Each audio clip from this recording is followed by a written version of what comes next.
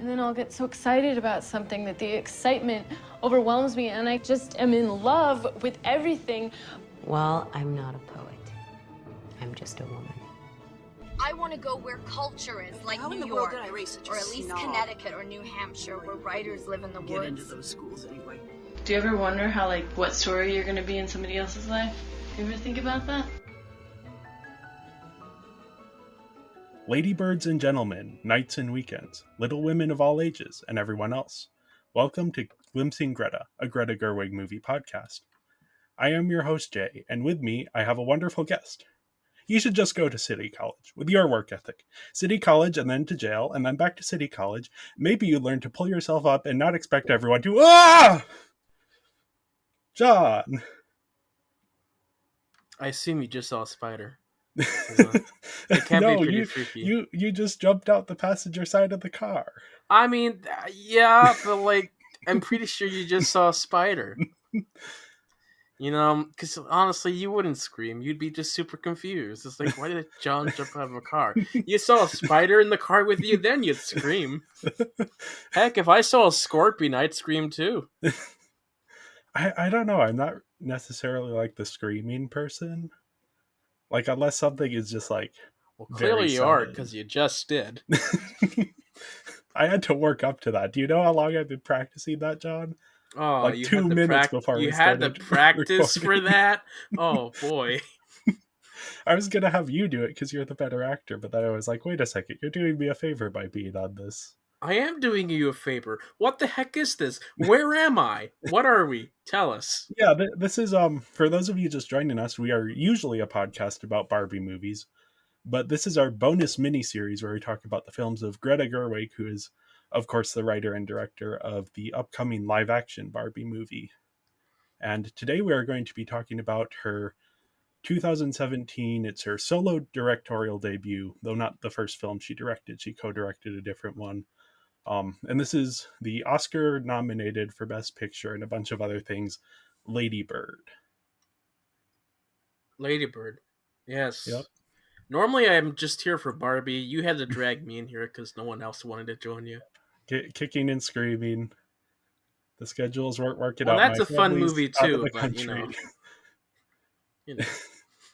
But yeah, this was released November 3rd, 2017. And it premiered actually in September at the Telluride Film Festival before. What can you tell me about the title? How so? But do you know anything about the title? I mean, what do you it's think named after the protagonist, whose name is maybe inspired by the First Lady. Is that why? The First Lady was called Lady Bird? I forget who was. There's a historical figure called Lady Bird. Maybe. But here's what I saw. Yeah? Lady Bird is a line from the Shakespeare play Romeo and Juliet. Oh, that makes more sense. Yeah, the nurse calls out for Juliet. It's like, what lamb, what lady bird? And that's what I thought about the entire time. Now, Juliet has a famous monologue where she's talking about names and what is in a name. And here we have our Lady Bird who's choosing her own name instead of Christine. So, yeah, I honestly wouldn't be surprised if that's an intentional connection there. Thanks for bringing that up. I wouldn't have even known to think about that because I know less Romeo and Juliet than you do. I had to think about something smart, so. No, that is very smart. And that's actually something I've never heard before in any other criticism of the movie. So It's probably just a coincidence, but honestly, I wouldn't be surprised if it's intentional. I mean, the Reagan thing, there was a Reagan poster in the film, but there was also the Tempest, so I don't know. Yeah. It could be both. Yes. I thought you were setting me up for do you know about the title Lady Bird? And I was supposed to say, it's the titular role. Well, I'm not that smart, but okay. You're smarter than that, just not setting me up for a joke there. Yeah, no, I'm not an improv artist. But yeah, speaking of improv artists, this is actually Greta Gerwig started out as working in the mumblecore movement, which is very improv heavy as a genre and very sort of, it's artistic 20 somethings in the 2000s who are in New York City, and they make these movies about their lives that are improvisational and inspired by real life. But then this is 9 years later, she comes out with Lady Bird, 9 years after her directorial debut, Nights and Weekends. And even though it isn't mumblecore, you can definitely see that sort of the truth underneath everything that is very important to mumblecore as a genre. Mm-hmm. And it's not an improvised movie, but the dialogue feels very natural. Yeah, this is, as I said before, this is her first film as the solo director, and also I believe her first film as the solo writer. So this is her sort of spreading her wings, and this is very much the movie that put her on the map as a director and as a writer. As I was nodding to before, she actually got Oscar nominations for both her directing and her writing. She became only the fifth woman to be nominated for Best Director in the history of the Oscars. Hmm. But yeah, we have a very large cast of talented people. In the lead role, we have Saoirse Ronan, very popular, famous Irish actress. And we have Laurie Metcalf playing the mom here. She's a comedy TV actress, played in Roseanne, the sitcom. That would probably be the thing you would know her from. Well, I think I recognize her for something else, but okay. Yeah, she was also on one episode of SNL, the Doomed season, where they brought in a completely new cast and then got rid of the completely new cast. So she was part of that Who's the completely new actress? cast. Laurie Metcalf. She's Mother. in a lot of things. She's in a lot of like TV comedies, and she's been in a few movies as well. Mm-hmm. We also have Tracy Letts, who's a New York stage actor and writer of plays. Beanie Feldstein, who is the sister of Jonah Hill. Mm-hmm. And this is her big breakout role. We have Timothy Chalamet, who I'm sure you're somewhat familiar with him, of Dune and Call Me by Your Name fame. And this was also Well, I know him from Willy Wonka. Yeah, that too. Yep, the upcoming Willy Wonka. Mm-hmm. And many more people beyond who I just mentioned. And we have cinematography by Sam Levy, who he also worked on Frances Ha with Greta Gerwig and Noah Baumbach, Greta Gerwig's partner. He directed that movie, and Gerwig starred and wrote in it. And then we have music by John Bryan, and he's sort of like an indie composer. He did scores for Punch Drunk Love and Eternal Sunshine of the Spotless Mind. More recently, he did the score for Disney's Christopher Robin movie. Uncle Buck. That's what I know her from. Okay. She's also Andy's mom from Toy Story. Yep. She's Andy's mom from Toy Story. And she does a lot of voice roles as well. Mm-hmm. And yeah, this movie was incredibly well received on release. It was actually, for a few months, the highest rated film on Rotten Tomatoes. And to this day, it only has 4 rotten reviews out of, I think, almost 400. So pretty widely critically beloved. It was also nominated for a ton of awards. I already mentioned a few, but it got Academy Award nominations for Best Picture, Best Director, Best Screenplay, Best Actress for Saoirse Ronan, and Supporting Actress for Laurie Metcalf. And then it's also, at the time it was released, it became the highest grossing A24 film. They're sort of a boutique distributor that does more artsy films. And it grossed nearly 50 million domestic and 80 million worldwide. So that's very, very good. And it remains their third highest grossing film to this day.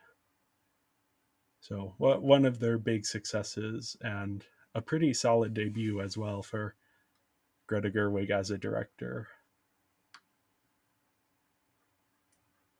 And yeah, the story as it is, it's less sort of plot driven, like a lot of these Greta Gerwig movies, but it's a coming of age story about Christine Palmer, aka Lady Bird, and she's in her senior year at a Catholic high school in Sacramento in 2002. And she wants to attend college in New York City, but her family's financial struggles are making it difficult. And then she also has poor grades, so she's not quite sure if she'll even be accepted. And she has this very, very contentious relationship with her mother. They're both very stubborn and headstrong, and they frequently clash and fight with each other. But then they are still very close, and you can tell that they love each other despite all of that. And so at the start of this year, at the suggestion of the school's head nun, Lady Bird and her best friend Julie joined the theater department. And we meet Danny, who's the lead of the play, and he and Lady Bird begin dating, but then she breaks up with him when she discovers him kissing a boy in the bathroom after one of their performances. And then, as this is sort of going down, Lady Bird asks her father to help her with applying to out of state colleges, keeping it a secret from her mother because she knows that will make her mother mad, angry. I don't know. And then during winter break, Lady Bird gets a job working at a local coffee shop and meets Kyle. And he's one of the popular kids at school. He's sort of like a bad boy type. And Lady Bird kind of maneuvers her way into that sort of popular kid crowd. And that begins to alienate her best friend Julie. And Lady Bird stops showing up for theater practice, even though they gave her the role of the Tempest in The Tempest, which, as everyone knows, that's the titular role. Mm-hmm.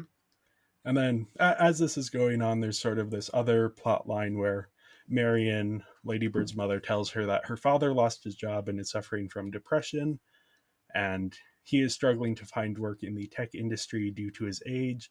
And actually, later on, it's revealed that he and his son are competing for the same jobs, and his son actually ends up getting the job instead of him. And then, meanwhile, Kyle and Lady Bird, they date for a while, and they decide to lose their virginities to each other. But afterwards, Kyle reveals that he was actually not a virgin, and he was lying about that. And so Lady Bird breaks up with him as well. But they still had plans to go to prom together. So on the night of the prom, Kyle and his friends decide that they'd rather go to a party. And Lady Bird is like, sure, okay. But then she decides actually she'd rather go to prom. So they drop her off at Julie's house, and Julie and Lady Bird reconcile and they go to the prom together. Lady Bird also hears back from all of the colleges she applied to, and she's been rejected from everyone except for one, which she's on the wait list for. And yeah, things finally seem to be going well for her. She has her birthday, her 18th birthday, she graduates. But while celebrating at lunch afterwards, Danny happens to be in the same restaurant, and he asks her about the wait list, and that reveals to Marion that Lady Bird is planning to go to an out-of-state college, and Marion is absolutely furious about this, and she refuses to talk to Lady Bird for the entire summer. But she's sort of, as she's holding these emotions inside, she's trying to write a letter for Lady Bird, but can't seem to find the right words, so she throws them all away. But her husband secretly takes all of the unfinished letters and hides them in Lady Bird's suitcase. And then they drive her to the airport, and her mom won't walk her through security, but her dad walks her through the door. Her mom drives off, but then after a couple moments is like, wait a second, I need to say goodbye, and returns to the airport. But it's already too late, and Lady Bird has gone through security. So she has a cry with Larry. And then upon reaching New York, Lady Bird discovers the letters and calls her father, who tells her just how much Marion loves her, and that she had been writing these letters but didn't know what to say. But that he thought that Lady Bird should still read them. And then, I don't know if it's exactly that night or a little bit later, but Lady Bird attends this big party, and she introduces herself as Christine. And then gets so drunk that she gets taken to a hospital to sober up. And the next morning, she's wandering around the city after leaving the hospital and ends up at a church in the middle of Mass. And this sort of opens her eyes, maybe, or maybe her eyes were already open, but she walks outside and leaves a message on her parents' phone, thanking her mom for everything and telling her she loves her. And then we cut to credits. Mm-hmm. So, I just did a lot of talking there to summarize the story. I'm curious for you to jump in here because I have not looked at your scores for this. You've not looked at my scores. What do you want me to say? What did you think? It's not my type of film. I didn't quite connect with any of the characters or the story as you would. I do enjoy slice of life adventures, but I don't know. I didn't feel like there was just a full arc or direction to go through that was as obvious to me. Okay. Until the end, really, about the name. But even still, I didn't feel like the name thing was fully accomplished. Yeah, I'm curious if I'm going to be able to sort of offer a different perspective for you here. Go Because ahead. I would say there is an arc here. Well, I'm sure there is. Yeah. And it's in the background a bit. Because I'll just dive into it even though it's a bit further down in my notes. Mm-hmm. This story is about, it's a coming of age story, but it's a very specific type where what Lady Bird needs to learn is how to see the people around her as full people and not just think of herself. So even though through the process of this movie it kind of feels like, oh, here's one scene and here's another scene, and they all kind of feel a little bit disconnected, but through each of these subplots that we see throughout the movie, she is learning to see someone, like she finds out someone is not who she initially thought they were, and then as a result she has to now see who they actually are, start to see the world through their eyes. So it's challenging her assumptions about people. And it starts very early with Danny, who's kind of the first character that we see that arc for. And then it ends with Mary and her mother and sort of realizing that they are very similar. And then it's also, there's a parallel arc for Marion, who has to kind of learn not to be so overbearing and passive aggressive. And so each of these moments are showing us where Lady Bird needs to grow, and then also showing us that growth, and maybe even challenging us as audience members of what are the assumptions that we make about these characters. So yeah, we'll obviously dive in a bit further, but Sure. yeah, it is something you notice more on rewatches once you have the full scope of the movie in mind. Mm-hmm. Which I don't know if you would ever rewatch it, but I think if you did, the threads it's pulling would make more sense. Probably. But yeah, it is sort of this series of moments that tell this larger story, and there are a ton of really great moments. I don't know if any stood out to you of like No, just scenes and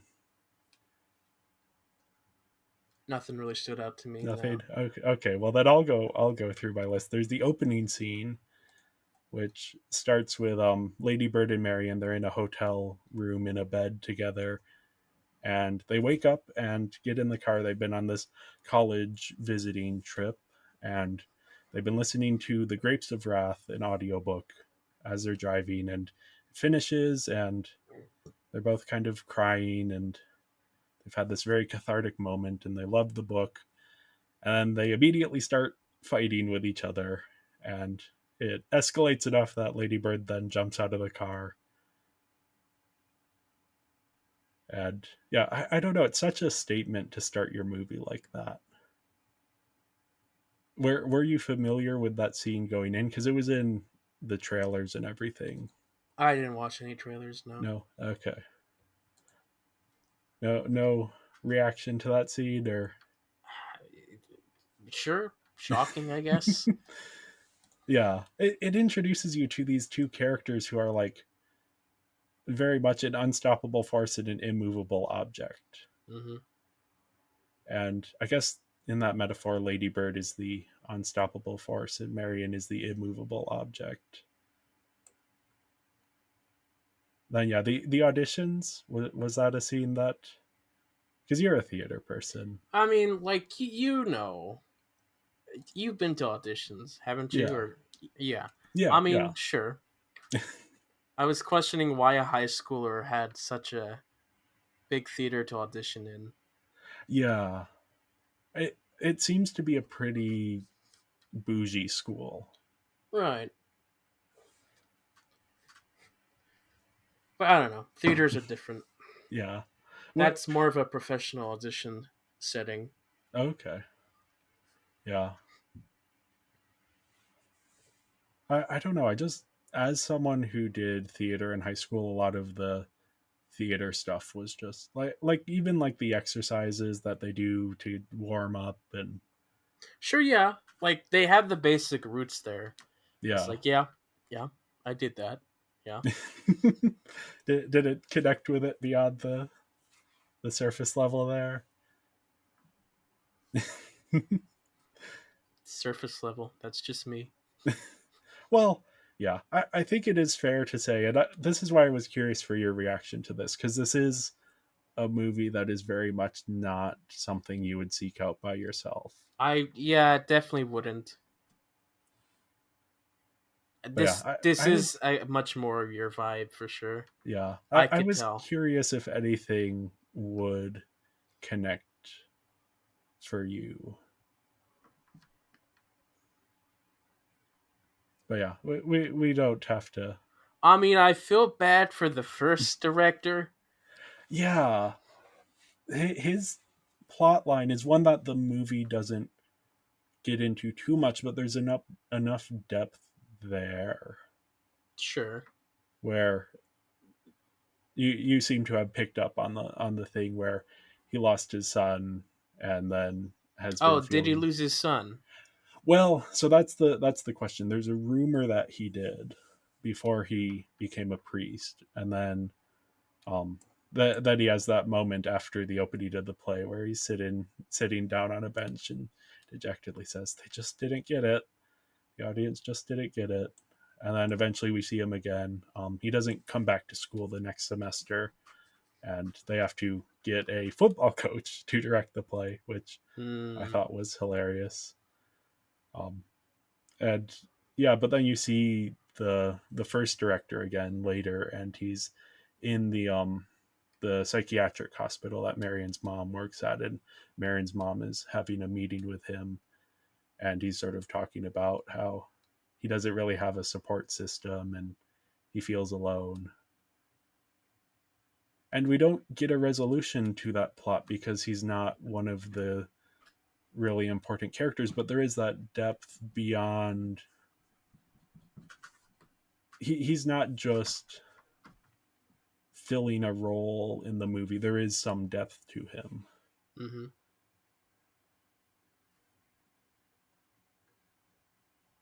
Yeah, that's like, for me, as someone who watches quite a few of these coming of age movies, it's really refreshing because usually coming of age movies are about the protagonist, and they can be kind of self-absorbed in that the protagonist is the center of the story, the center of the universe for this movie.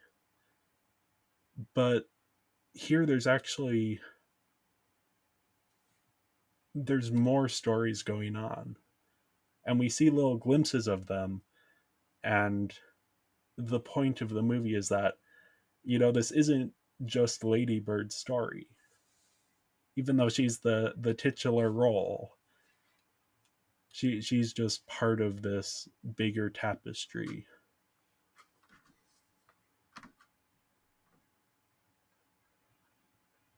Yeah, we'll dive more into that with the characters, but I don't know. Another element that I connected with is the and this it's an idea that the movie doesn't say out loud quite as much, but I heard it a lot and I watched like the bonus features on the disc.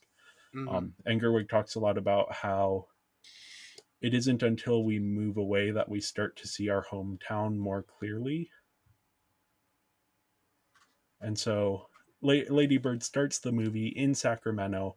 She wants to move to New York, and she ends the movie in New York, reminiscing about how, despite when she was living there, she felt constrained, but now that she's moved away, she just loves Sacramento and she misses it and is feeling that sort of, yeah, I don't know. And then there's also, this wasn't in the bonus features as much, but there's this idea that the same can be true for people, where it's not until you get a little bit of distance that you start to see the people around you a little bit more clearly. So like with Danny, there are clear signs that he is gay very early on after he's introduced, but Lady Bird doesn't see that until after she's broken up with him.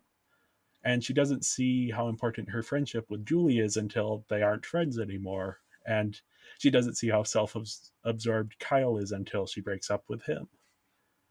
And then the biggest one is that she doesn't see just how deeply her mom loves her until she's moved away. And then similarly, Marion has this moment where once Lady Bird is in the airport, she's gone away. Now Marion suddenly realizes, oh, this is like this huge moment in my life and I'm not there for it. And there's that scene in the car where the camera is just on her face as she realizes, oh, I need to be there for this. And then she gets there too late. So I don't know. I love this movie so much, as you can probably tell. Mm-hmm. And yeah, I didn't necessarily expect you to love this. Again, you're filling in because I know we'll get more viewers on this episode than we Right. did on our other glimpsing Greta episodes. Hmm. And I didn't want to just be throwing ideas out into midair like I usually do. I mean, that's what we're doing anyway. So Well, you're here for me to. I have I'm someone to talk to. I'm here to listen to what you're saying. You're here to I'm your silently. therapist here. I'm listening, taking notes into thin air. You talk about how you feel about things, I'll go, yeah, sure. Yeah, I'm curious because you didn't apparently connect with this element watching the movie, but when I'm talking about it, are you kind of seeing the themes here? I mean, sure, I could see the themes, but they weren't really Didn't. presented in a way that I would appreciate as much. Okay. Yeah. Again, I would be curious if you ever rewatch this, if it would connect more, but again, I'm not gonna suggest you rewatch it if you didn't like it. Mm-hmm. I mean, of course, there's a lot of other elements to include, especially with our backgrounds, my background. Yeah. That helps shift my worldview on these things. So Yeah. And that it's was a minor tidbit, but like it is a part of my thinking of things. yeah. And it is that was something where I was thinking you might connect with it is how there are similarities between our experiences and the characters in these Oh yeah, like movies. I saw like some things was like, oh yeah, I can see that some of that stuff was around, Yeah. but like we were quite different. And, Yeah. yeah, I have some there's one character it's like specifically that I'm like, okay, we knew this guy in high school. but yeah, we weren't part of like a Catholic system, but Yeah. Well, we nothing were we that were like a small Christian school, which is different but similar. yeah, mainly like non-denominational, I assume, closer to Yeah. Baptist. Well, more like what's the evangelical? May That's what our school was very much Okay, yeah, that makes in. sense. But yeah, the teachers came from different Yeah, denominations. but not the type, but not where we had mass every No, no. few, and we had no full dress code of like uniforms, but like we did Yeah. have like no The 3 inches above the Yep. knee. Yep, there's that scene where the nun tells all of the girls to stand up to make sure their skirts are long enough. You see Girls those. could wear pants. Yep. Yeah, although they did have a uniform after we left. Yeah. Um but yeah, you see it's those little moments that, like the 6 inches for the Holy Spirit when they're doing the dance scene. I'm that nun. You're walking around going 6 inches for the Holy Spirit. I mean, don't you remember? I was very critical. Yep. Did I ever tell you No, I about didn't. how she came to class one day with ripped pants, and I ratted her out, and she had to go to the office and duct tape her pants. Oh boy. Yeah, no, I was that kid. So Yeah, that was the other thing I was curious how you would respond to, because this movie is like, I wasn't sure if it would be out of your comfort zone. it was like there, but like not there. Okay. It was in I between. kind of figured, otherwise I wouldn't have asked you to watch it. But yeah, I don't know. It's like those moments of just like connection, which we'll talk about more when we get to the characters, but like, even though I can't relate to everything in the story, there's just like the little moments of like, oh yeah, I remember that from my high school experience. It just makes me happy to be blessed with how I was raised and where I was raised. So Yeah, that's fair.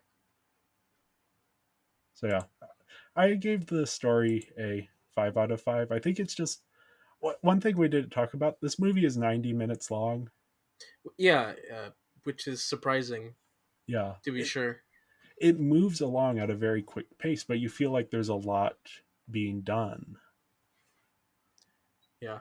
All I felt personally, I felt by the end is like, I wish I could have more time to see the some arcs more clearly. But sure, Yeah, which, having rewatched it multiple times, you do see the arcs a lot better once you know where they end up, sure. which is true of any But movie. ideally, you want to get it the first viewing.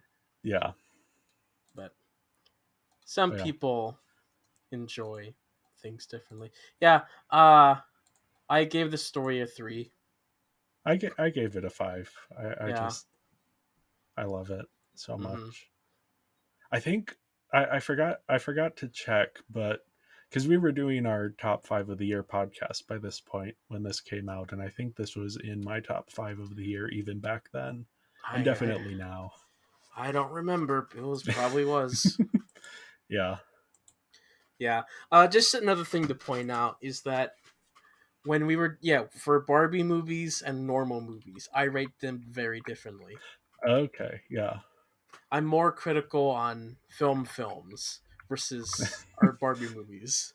Yeah. Because if I was very critical on those films, boy, our ratings would be so different. Yeah. And to be fair, I'm also that way.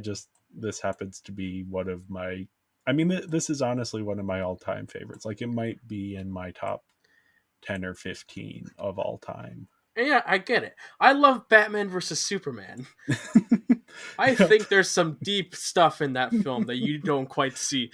But, we like different things. Yeah. Yeah. Anyway, on to the characters. We have obviously Lady Bird, aka Christine, who I don't know, she's just so incredibly complex. Where she has such a profound arc throughout this movie, but throughout it she's just so energetic and rebellious that it really draws you to her as a character. Hmm? But then she also just needs to learn how to look beyond herself and see other people around her. And she's a flawed character, but flawed in a way that's very relatable. At least for me, like even though I don't relate to everything about her character, like I don't know, there's just something there. And yeah, the whole movie is just her learning empathy. Any thoughts on Lady Bird? No, not really. I feel like Lady Bird is just one of those characters that, like, you know, someone who is like Lady Bird, Do or I maybe know? multiple people who are like a little bit like her. I don't know if I know that. Here, I'll say a name and then I'll cut it out. Like not Mm, one to one, but there are similarities there. sure, I guess. That's my thing. Is like each of these characters, there is someone in my life who I'm like, okay, that's this person has like a similarity here, and it feels like the film does a very good job capturing that essence in a very empathetic way. Like it's never mean in how it portrays these people. There's just so much understanding, which is one thing I love about Gerwig's writing, is the empathy she shows for the characters. Mm-hmm. There's not a lot of judgment here. And speaking of which, we have Marion, who is also just really incredibly complex, and this very flawed mother. She's incredibly passive aggressive and even mean Oh yeah, sometimes. that's a mother. Yeah, no, it's like you understand. You either have experiences with your own mother or other people Well, in your life where you're not like, oh like yeah, that, but not to that extent, hopefully, but no, definitely not. yeah, you If see the anything, I'd be love. that mother. Yeah, I no, joke, no. of course, but Yeah, I mean, and it's because she loves Lady Bird, but she just mm-hmm, doesn't know how to express it in a way that is healthy. mm-hmm. And there's this line in the movie that is said by the head nun of the school, which is, don't you think they're the same, love and attention? And this idea that paying attention to something is a form of love. And that's very much what it is with Marion. You know, there's that whole argument they have at the thrift store of, why are you dragging your feet? Are you tired? And like, Marion is noticing these things about Lady Bird and she's being very critical, but it's because she's paying attention. And that's a kind of love, even if she's expressing it in the wrong way and she's being Mm-hmm. very sort of critical and constricting and passive aggressive. You are still seeing the love shine through. And we see it. Some of my favorite moments in the movie are because even though it's titled Ladybird and is about Ladybird, we get moments where the perspective shifts to a different character. So, one of the ones that stood out to me on this rewatch that I hadn't really thought of before is she's leaving work very early in the movie, and she gives this little dress to one of her coworkers who just had a baby, Mm-hmm. and it's just this like little moment of kindness, which you kind of need for this character because this character is very passive aggressive and mean, but you see that love and that warmth. And then especially with Shelley, who's her son's girlfriend, who got kicked out of her house, and Marion took her in, and she now lives in her house. And then even that moment with Ladybird after everything that happens with Kyle, and Ladybird comes out of the house crying, and they have this moment together where there's no passive aggression, there's no criticizing. They just have this moment where they cry together, and then she's like, hey, do you want to go do our favorite Sunday afternoon activity? And they go to open houses around Mm-hmm. the town of these big giant mansions that they'll never be able to afford, but they get to imagine that they could. And there is also that economic element to the story of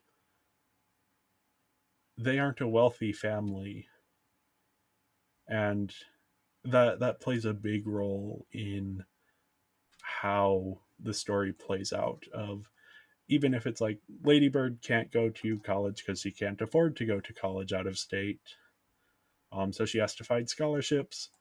Um, she's going to this very, very sort of upper class school, or maybe not very upper class, but it is upper class, um, because her brother saw someone knifed at the public school. So her mom's like, hey, you need to go to this private school. But it's something that they can barely afford as a family. And then there's the whole thing where when Lady Bird is getting in with the popular crowd, she lies about her house. She says she lives in this nice house that she wishes she lived in. And then that's part of how her friendship with the popular crowd sort of falls out, is when it's discovered that she was lying about that. Yeah, I don't know. Marion is just such an interesting character, because I feel like you don't see this type of mother a lot in coming of age movies. True. Usually the mother is like a background character who's broadly supportive. Maybe there's a little bit of a conflict there, but Isn't the father the most conflict in these stories? yeah, it depends. Um, there's a wide sort of variety of coming of age movies. So there are definitely ones that, like Lady Bird, focus on the mother, and there are ones that focus on the father. Mm-hmm. I think honestly a lot of them just focus on like the high school. True. Cuz so here's one thing, cuz this movie, like, it's not a movie that a high schooler couldn't watch and glean something from, but I think it is aimed at an older audience, at adults. For sure. Yeah. Um not in terms of like the content, but in terms of like the themes. Mm-hmm. And it's sort of meant to be like this memory of high school, rather than I think a lot of coming of age movies are for high schoolers, and so they focus more on the high school than on the parents. Because when you're a teenager, you're like, I don't high school is my life, not my parents. My parents are the weird adults I live with who tell me I can't go out after 11. So yeah, I don't know. It's something that a lot of these coming of age movies are lacking, is this focus on the relationship with the parents. And speaking of which, we have Larry, Mm-hmm. who he could have easily faded into the background as a character, Right. because he doesn't have a ton of scenes. He's just kind of the supportive dad. But the more you learn about him, the more he stands out and the more heartbreaking his story becomes. Mm-hmm. Like, I'm curious if you picked up on this, because I didn't the first time watching this through. But he goes to drop Lady Bird off at school, and she has to be dropped off a few blocks away, and he does. And then later in the movie, you find out that that's actually something that really hurts him, Mm-hmm. because he knows why she's doing it. She's doing it so she can appear more wealthy than she is, and because she's embarrassed of her dad a little bit. And it just breaks his heart, but he hides that disappointment because he doesn't want to upset Lady Bird. But you can see in that moment, when you go back and rewatch it, you can see the heartbreak on his face and the disappointment on his face. And it's just this like devastating moment when you find out, because he's been quiet and non-confrontational, and in fact he doesn't bring it up. Marion has to bring it up. Mm-hmm. And again, it's one of those moments where Lady Bird is being confronted by something. She was thinking of herself and not how it was affecting the people around her. So when she finds this out, she has to now think, oh, what is my dad thinking at this point, and how are my actions affecting him? Yeah, I don't know. It's just he's such an interesting character, who, especially on rewatches, you start to pick up on, the fact that he doesn't have a job. That isn't revealed immediately, and Lady Bird doesn't even know for a while. The fact that he has depression is something that's brought up a bit later as well. Mm-hmm. And yeah, but he's still such this interesting character because despite all of his struggles, he just wants the best life for his kids. And one of the scenes that always breaks me is the interview scene where, you know, he's looking for a job and he has this interview. And the funny part of the interview is he has more experience with interviews than the person interviewing him, who's Mm-hmm. like a 20 something tech guy. And so the guy asks him, like, what else are we supposed to do in the interview? And so the person being interviewed has to walk him through how to interview. But then after in the lobby, they run into Larry's son. And rather than, there's just this, like, it's a quiet moment where he just fixes Miguel's tie and is like, good luck in there. And yeah, I don't know. You could cut that moment from the movie and not lose any plot, but you lose so much of the character. Sure. So yeah, any thoughts on Marion and Larry? I mean, Larry's the one I like the most. I assumed he would be the character you would like. I like the very kind dads who are sometimes kind of shy. Yeah, That's he probably going to seemed. be me one day, though. You're gonna be the non-confrontational. I don't know about the depression part, but, Yeah, hopefully not. hopefully not. Hopefully I have a job. Yep. Yeah, Larry. He's just such a great guy. Sure. Yeah. And you get that from the little bit he's in the movie. Mm-hmm. Yeah. Next up on our character list, we have Julie, the best friend, who is just so sweet and wonderful. And she genuinely has this deep friendship with Lady Bird. And this movie has been described as a love story between a mother and a daughter. But then within that, you also have this love story between two best friends. Mm-hmm. Where they have this wonderful friendship and then they fall out of it, but then they come back into it. And yeah, it's such a small thread, but the movie tracks it throughout the movie and you feel the weight of all of those moments.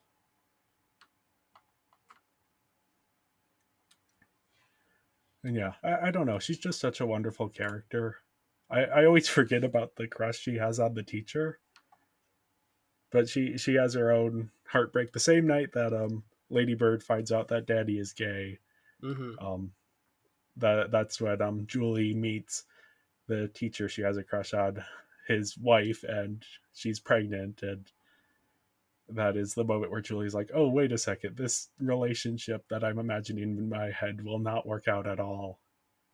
Well, I mean, And the teacher was also kind of a freak, a little bit. I think he was just being nice to her, but it looked a bit like flirting. It looked at, yeah, like you could say that was in Julie's head, but Yeah. I don't know.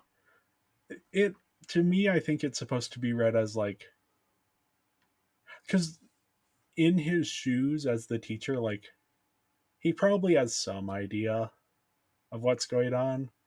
And so when he acts awkwardly around her, because she's also the best student in the class. So I think it's just like the awkwardness of like, oh, you're my student, but you also think you're something more, but you aren't. Here's my wife. Goodbye. So yeah, I don't know. It's hilarious, but also like it's sad. The way it's presented. There's a little after awkward this, too. yeah, and I don't know. There's just such reality to it or truthfulness to those emotions. And that scene of her and Lady Bird crying in the car afterwards, again, it's tragic, but it's also kind of funny. Like there's a little bit of comedy in there that they were both going after these guys who like in no world would ever date them. I guess Danny was dating Lady Bird, but these are relationships that aren't going to work out. But it still hurts when those get broken off. And then yeah, they have their own breakup, and we get that incredible scene where Lady Bird and Julie have their fight in the middle of the courtyard in the school, and it's the titular role. I don't know, I just love that line. And then yeah, the prom night, that's just such a magical moment. But not like magical in a surreal way, but in like a, oh, that's just so wonderful, where it's the night of the prom, and Lady Bird is going with these popular kids that she's not really friends with anymore, Mm-hmm. and they don't want to go, so she's like, okay, drop me off at Julie's house, and they reconcile. And when she gets there, Julie is crying, and it's never explained exactly why, but she is most likely feeling sad about not having any plans to go to prom and feeling kind of Mm-hmm. left out. And then they eat a block of cheese and then decide to go to prom together and have this As just you do. magical night. Yeah, no, it's just so wonderful. Mm-hmm. And it's like, yeah, it's these like little details that make it feel more truthful. And then yeah, they have this magical night and they reconnect as friends. And then Julie reveals that she's going to be going away for the summer. And because Lady Bird eventually goes out of state for college, they aren't really going to be seeing much of each other anymore. It's a bittersweet moment.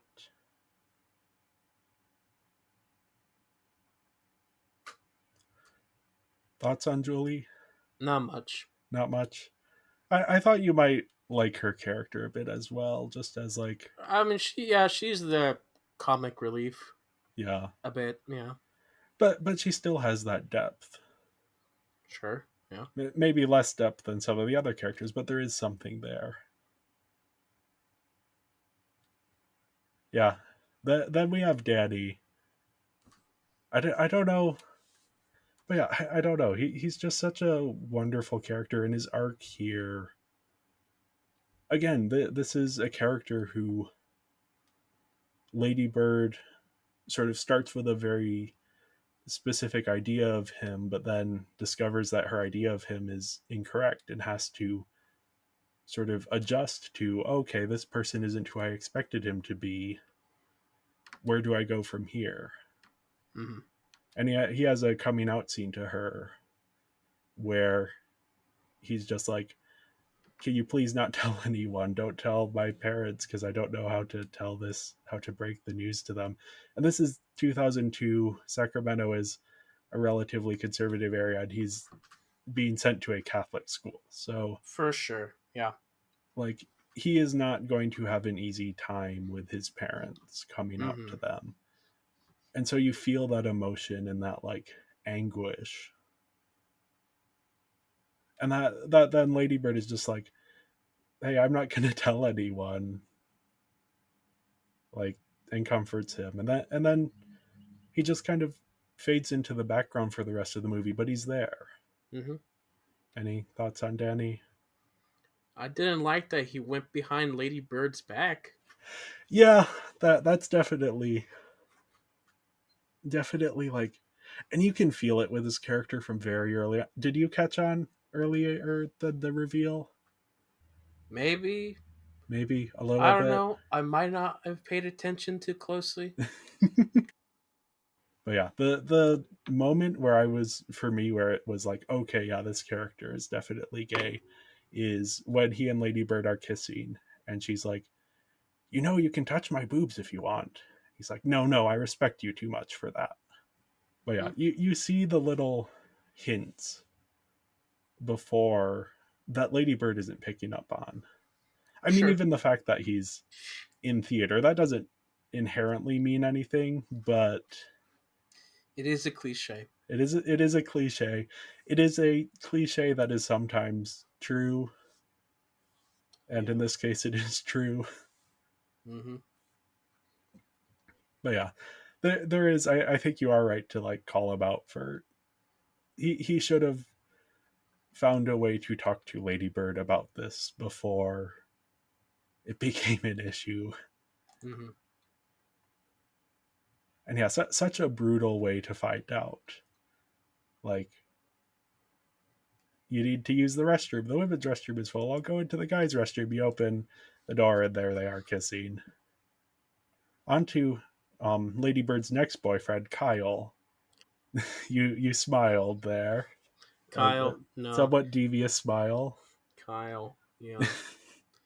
Everyone knows a Kyle, I feel like. Is it Timothy Chalamet? That's the actor? Yes. No. Like, I watched Don't Look Up, and he plays the exact same type of character. Yeah. Which is not his usual type. Usually he's more of the, like, angsty, like... I guess Kyle is somewhat angsty, but more of, like, a introverted angst. Not... Kyle is, like, extrovertedly angsty and, like, a bad boy type. Right. Which, you haven't seen Dune, have you? I have not. Okay. Because that's usually the type of character that Timothy Chalamet is playing. Okay. But here he's definitely played this, like, role that is similar to what he plays in Don't Look Up, where he has, like, these bad boy vibes, and he's charismatic but very manipulative. And he's even maybe smart but very prone to, like, conspiratorial thinking. He's reading, like, The People's History of America, which is not a conspiratorial book, but like this, don't trust the narrative that everyone tries to tell you. And he talks about how the government didn't need to put tracking devices on us. We bought them ourselves, talking about cell phones, which he's not wrong, but also the way he talks about it is like, I don't know, it's just a very specific vibe. Right. But cell phones back then probably weren't the case, but like nowadays for sure. Yeah. With location sharing. Oh yeah. Yeah. But the sort of twist at the end of it is he's like, before long they're gonna have it in our brains. Well. Which, who knows, maybe, but come on, Kyle. You're a high schooler. But yeah, I feel like this is a character that, like, he's hard to fully describe, but everyone knows this, like, person like this. For us specifically in our high school, I'm thinking of, yeah, like, scarily probably similar. Yeah. I don't see the anarchist, but yeah, not quite the well, because he was a libertarian, very vocal libertarian, for sure. But yeah, sort of that, like, edgy, angsty. But then there is this element here of, you're like, why is he this way? And most movies, he would just be like, he's the guy that Lady Bird needs to grow out of. He's the guy that everyone knows is trouble, and Lady Bird doesn't see it until later. But there is a depth to his character, and it's this moment that, well, early on when you first meet him, he mentions that his dad has cancer. Mm-hmm. And then as you get to know him, you're like, okay, he's a bit of a, like, pathological liar, and he'll say whatever is most convenient to him in a situation. And so in the back of my mind, as I'm watching this movie, I'm thinking, oh, is he lying about his dad to, like, gain sympathy? And then after he and Lady Bird have sex and Lady Bird runs out of his house, there's just this moment where she runs down the stairs and walks past his living room, and in his living room is his dad, who's asleep on a couch, and you see a little oxygen tank beside him. And you could easily, for plot reasons, cut that moment out. You cut from her leaving the bedroom to her leaving the house. But no, there's this little moment where it's like, oh no, Kyle was telling the truth. His dad is dying of cancer. And you can extrapolate from that, like, yeah, he's acting in very manipulative ways, but he has all of these emotions that he doesn't know how to process. And he's like, he's channeling it in the wrong way, but he's still suffering from something. And I don't know, it's that little extra depth to even his character that makes it so that even though the movie is being like, hey, this guy's a bit of a creep and not a good person, it's still not a full judgment on him. Mm-hmm. It's more complicated than just he's the villain of this part of the movie. He has more going on to him. So yeah, did you have thoughts on Kyle? I could tell he was a bit of a liar, but Yeah. yeah, not They don't much. try, it's not a twist when No, it's not. he is revealed to be a lot less impressive than he makes himself out to be. But then you also have, he's put up these protective barriers because he's experiencing this very personal tragedy in his life.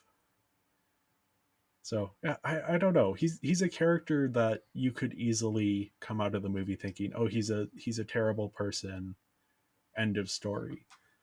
But there's that little bit there that adds a bit of complexity to that character.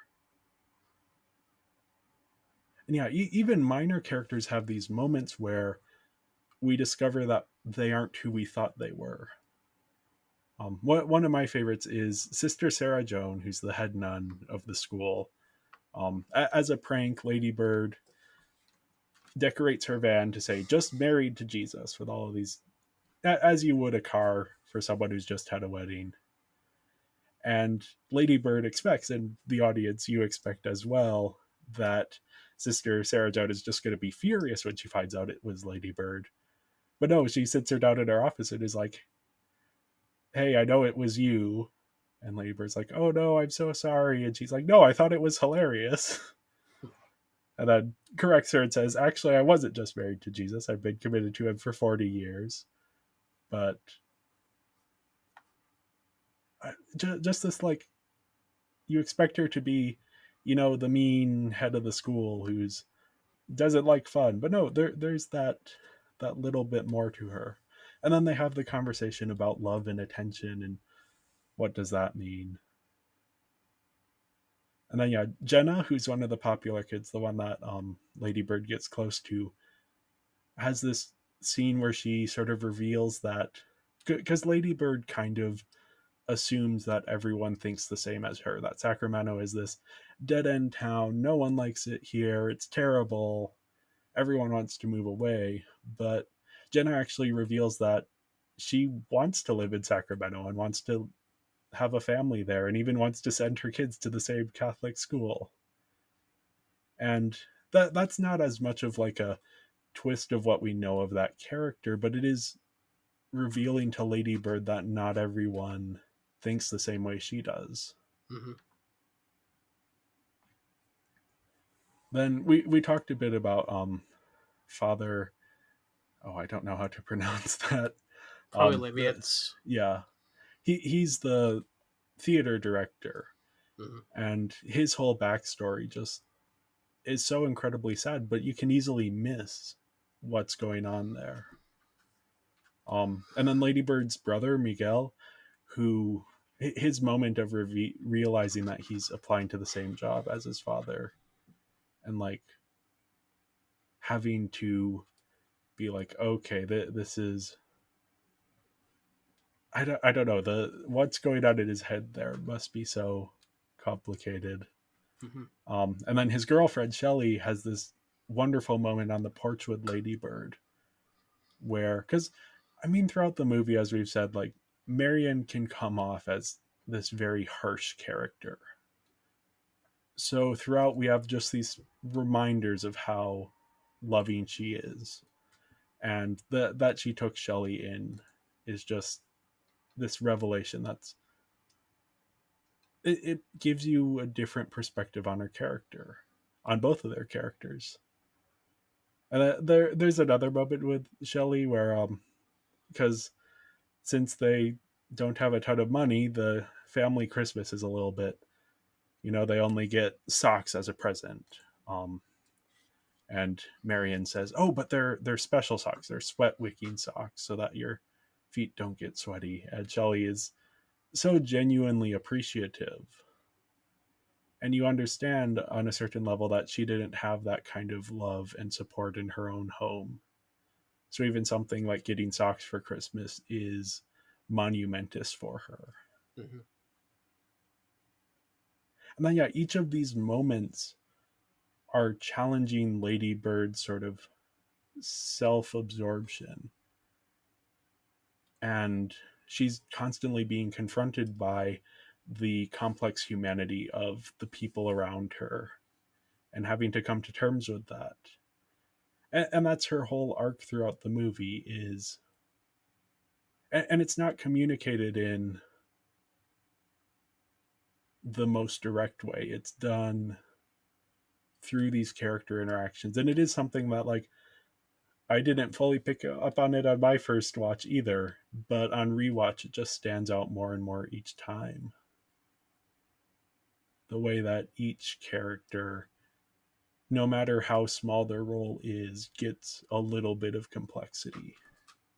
Yeah, I could honestly talk about this movie for a very, very long time. We've already been talking about it for a long time, Mm-hmm. but there's just so much complexity here. And connecting this back to the upcoming Barbie movie, I'm so curious to see how does Gerwig bring this into Barbie,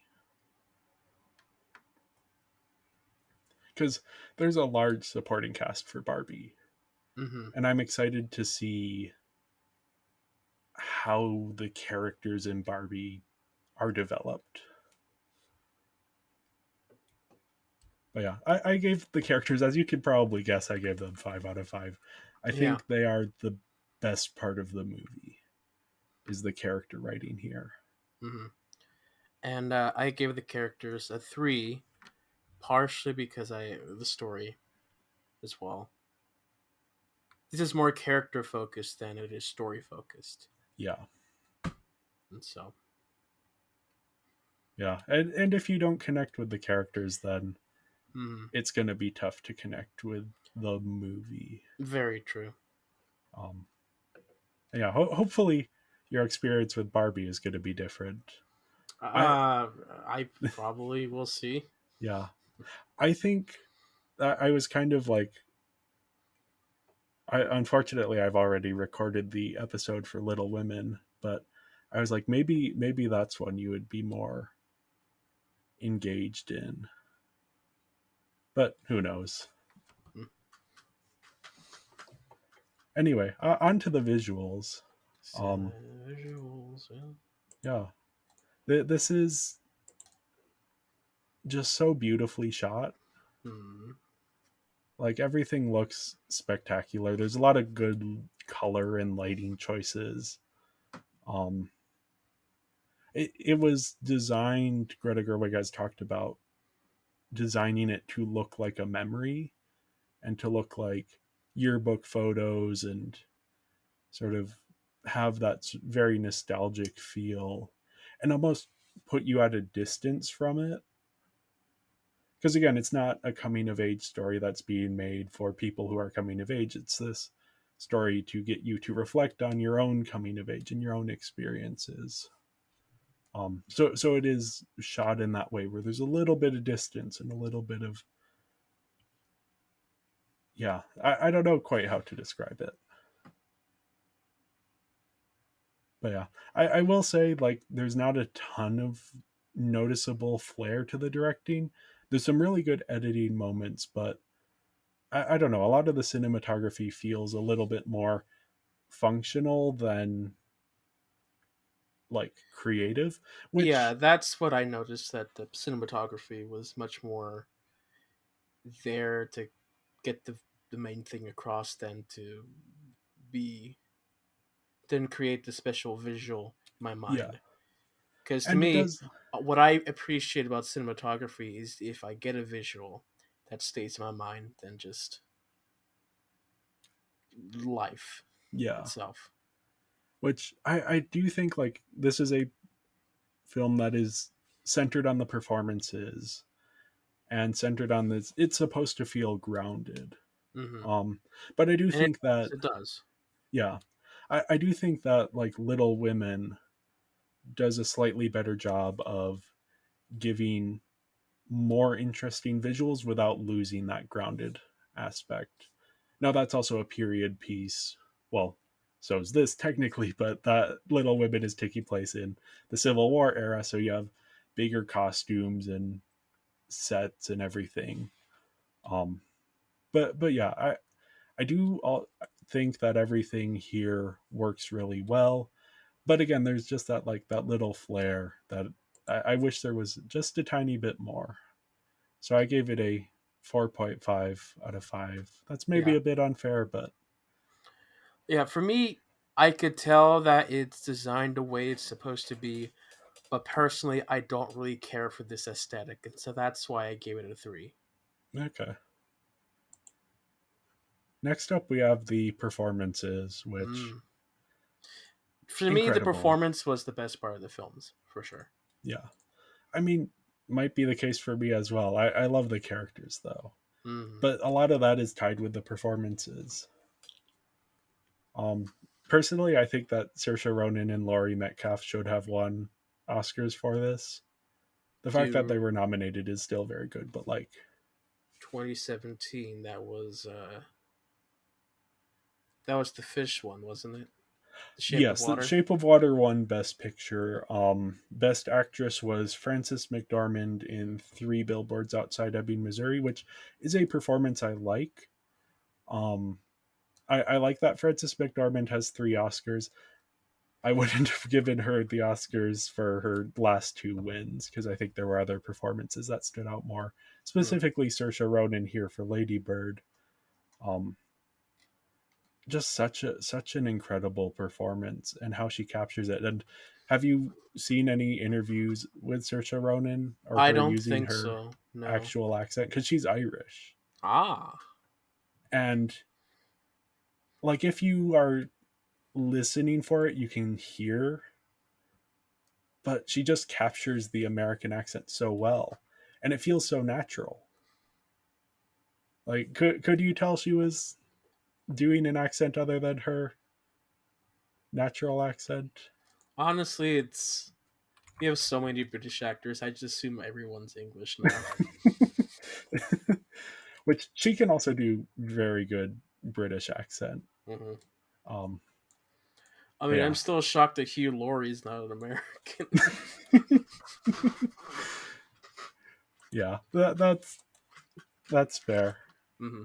But yeah, the fact that you weren't necessarily thinking of the accent at all, like there's certain actors, Irish Martin actors as Freeman, well. like you can tell. Yeah, or like Irish actors, Jamie Dornan, you can tell when he's doing the 50 Shades of Grey guy. Well, I don't know. I thought maybe you would have seen like 50 trailers or Shades? something. Why would I? Yeah, fair. I don't remember that trailer. Yeah. For best supporting actress, Allison Janney won for I Tanya. Mhm. Which is a very good performance, but I don't know. Laurie Metcalf just gives such a deep performance, and there's so much nuance here, Hmm. and she just captures that so perfectly. Such a great performance, and she's one of those actors who has been working for a very long time, but wasn't necessarily getting a ton of recognition. She had a few Emmy nominations, but yeah, she's just so good here. We also have Beanie Feldstein, who is wonderful. She would go on to play a character in Booksmart, which is another coming of age story. That's more of a comedy and is also she's really good in that one. Um, yeah, you can see why her career was launched off of just this movie.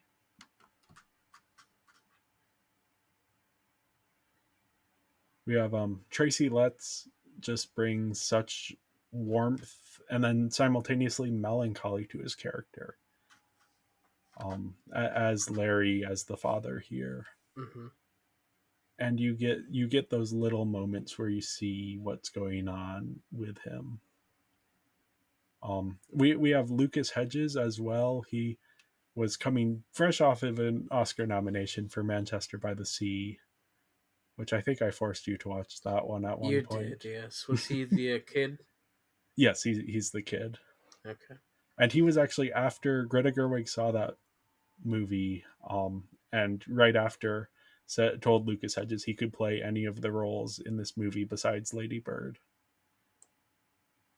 And he chose Danny, which is, I don't know, it's such a good fit for him because he has this inherent awkward energy that it makes him somewhat of a controversial actor. Like, there are people who just absolutely hate every one of his performances and people who absolutely love every one of his performances, and it's because he has this, just like, this little bit of awkwardness there. Mm-hmm. That for this character, I think, just really works. We also have Timothée Chalamet, who he would be getting his first Oscar nomination this year for Call Me by Your Name, but he was also simultaneously in this film. And yeah, we talked a bit about him. This is against type for him, but still a bit in his wheelhouse because he does revisit this kind of character in Don't Look Up. And then I also just wanted to spotlight Lois Smith and Stephen McKinley Henderson, who Lois Smith is the head nun and Stephen McKinley Henderson is the drama teacher. Mm. And they have so little screen time, but they do so much with it.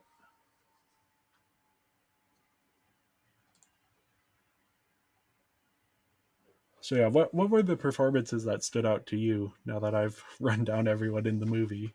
I wouldn't say that there was a standout. I just could tell that every performance was pretty solid. Yeah. There wasn't one where I was like, I wasn't sold on that one. Most of them I was like, oh yeah. Yeah. That's a good job. I buy the character. Yeah. And you buy that they're in high school as well. True. Yeah. Better than CW shows, that's for sure. Yeah. And actually, I was seeing something that Saoirse Ronan agreed to not use products to fight her acne. Mm.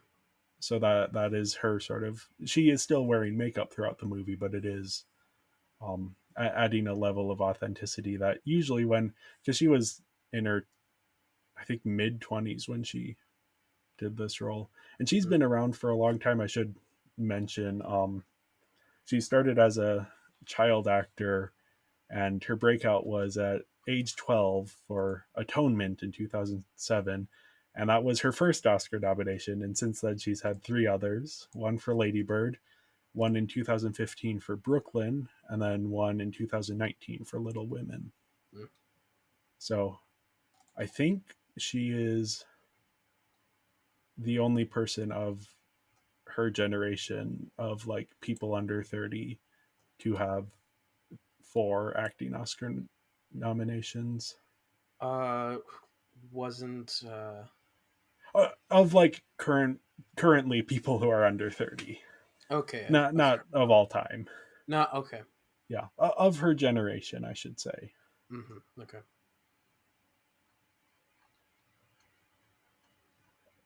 Yeah, she'll win eventually. I think she should have won for this role, but she has a long career ahead of her, so. Mm-hmm. Had you seen her in anything before this? Looking at her IMDb, she was in apparently Muppets Most Wanted. Yep, very small role there, I believe. I don't remember that film, but yeah, no, Agatha from Grand Budapest Hotel. Yep, yeah, she does a lot of work with Wes Anderson, which actually there's quite a bit of connections here because Greta Gerwig, her partner, yeah, works with Wes Anderson quite a bit. And Greta Gerwig has been in a few Wes Anderson movies. That was one of the first things I saw. It's like, this kind of seems like Wes Anderson, but not quite that far.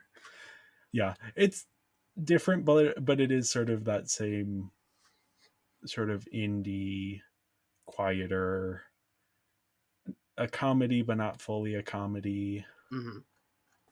So yeah, I gave the performances a 5 out of 5. And I gave it a 4. So yeah, last up we have the music, Mm-hmm. which I think it really suits the movie. It feels of that time, True. but there is this like aspect to it where the way it uses themes, and there is a bit more of a timeless element to it besides like the actual songs that they use. Mm-hmm. Those are very much of the time, and there's actually a few songs on the soundtrack that are like considered bad. Mainly Crash by the Dave Matthews Band is often cited as like a bad song, but in the movie it's used very intentionally, where it's something that Lady Bird loves, and her love of that song is her way of expressing her individuality, when she's headed to prom with the popular kids. And Mm-hmm. that's sort of the first thing where she realizes, oh, I don't need to go along with what they like and don't like. I can be my own person and leave these popular kids behind. One thing I noticed is that there were a lot of scenes where the score wasn't at all present, and it just Yep. left the diegetic sounds play. And I don't know. I kind of wish there was a lot more score, because when the score was noticeable, it was actually kind of nice. But no, Yeah. I'm not a huge fan of just having a bunch of songs. I get it that it helps build the time period, but I don't know. I just prefer having a score. I'm Yeah. old fashioned that way. Unless it's like diegetic in the background, the people are Yeah. listening to. It's Yeah. I think that's a fair criticism. I wonder if there had been more score, because score can sometimes guide your emotion throughout a scene. So I do wonder if you might have connected to it more if there had been more score. But that's just speculation on my part. and that's just personal taste, of course. Yeah. Personally, for me, like I've seen enough films that are just entirely without score or mostly without score, so it didn't really stand out to me. Mm-hmm. Greta Gerwig's feature debut actually did not have a score at all, because it was a micro budget independent film, so they didn't. This is also an independent film, Lady Bird is, but had quite a bit larger of a budget. I think Nights and Weekends was made for $10,000, and Lady Bird was probably made for closer to like $7 to $9 million. So yeah, they have a score here. So yeah, I didn't even notice that when the score wasn't present in the background. Mm-hmm. But yeah, I will say, like, overall, I think that this isn't a score I'm going to be going out of my way to listen to. And so that's why I gave it a 4.5 out of 5. And I gave it a 3.5. So yeah, that leaves me with a final score of 24 out of 25, which is a 96% or a 4.8 on our 5-star scale. And I Yeah, gave it as I've oh, go yeah, ahead. and I give it a 16.5, which is 66% and 3.3 5-star rating. Yeah, I was curious going into this because I thought there was a chance you might connect to this. But it is, I know it is very much outside of your usual, like, genres that you enjoy. Yeah, yeah. As I was talking about it, were you picking up on things, or? A little bit, yeah, but like nothing to really change my score. Yeah. Again, it's really about enjoyment versus did I get it. Yeah. Which again, I would be curious if you rewatched it. If you ever rewatch it, you'll have to tell me what you think. Mm-hmm. Though I understand also if you never want to watch I'd this say or it'd any be movie like like another it. decade before I watch anything like this. Yeah. I mean, I could totally see this as being like a movie that you grow into. The question is, do I want to grow into it? Yeah. Because, yeah, I'm in a very. Because we used to have very similar movie tastes. Did we though? Like, way back in middle school. I mean, did we though? I think more similar than we do now, at least. Probably. Because this is kind of. Lady Bird was one of the first movies that I saw where I realized just how much I'd changed in the kinds of movies I watched Mm-hmm. between like during high school. Um and then to the Very point where much like, noticeable, like in our top 5 podcasts of every oh year, yeah, for sure. yeah, where my choices get more and more Obscure. artsy and indie and Mm-hmm. yeah, I wouldn't call them obscure, but not known to like Obscure to you. me. Yeah, to you. Um yeah, I don't know. It's just this is one of those movies where like as I think back on it, it's like this was a turning point for me and how I watched movies. And like before, well, yeah, tracking it, it's like I always think of this movie in context of, oddly enough, Christopher Nolan. And that was even before Christopher Nolan and Greta Gerwig had a movie coming out the same day. Mm. But that definitely influenced this a bit. But in middle school and early high school, actually probably through most of high school, like who's my favorite director? Christopher Nolan. Yeah, I remember Um, that for sure. and then starting with this, 2017, well, I liked Lady Bird a lot more than I liked Dunkirk. And then 2019, I really loved Little Women. 2020, I did not like Tenet. And so I've kind of felt that switch for me of like, I like the Greta Gerwig movies more and I like the Nolan movies less. And there was also definitely a shift in Nolan's films Yeah, where his, that his that too. brother wasn't as involved. So, Yeah. Which yeah, we'll have to dive into that at some point. But mm.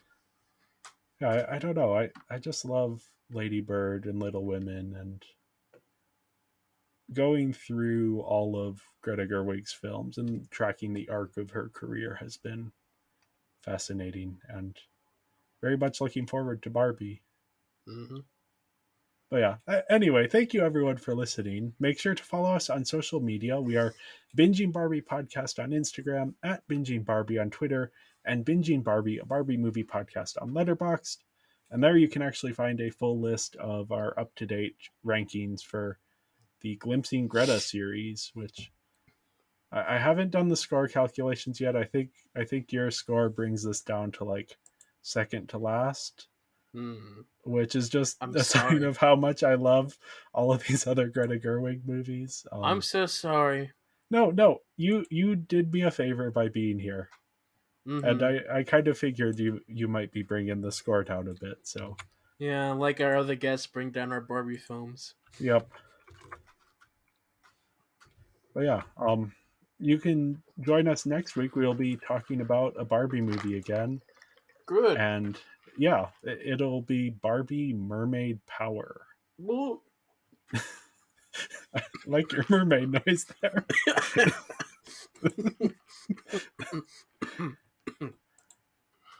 Thank you everyone for listening. Bye.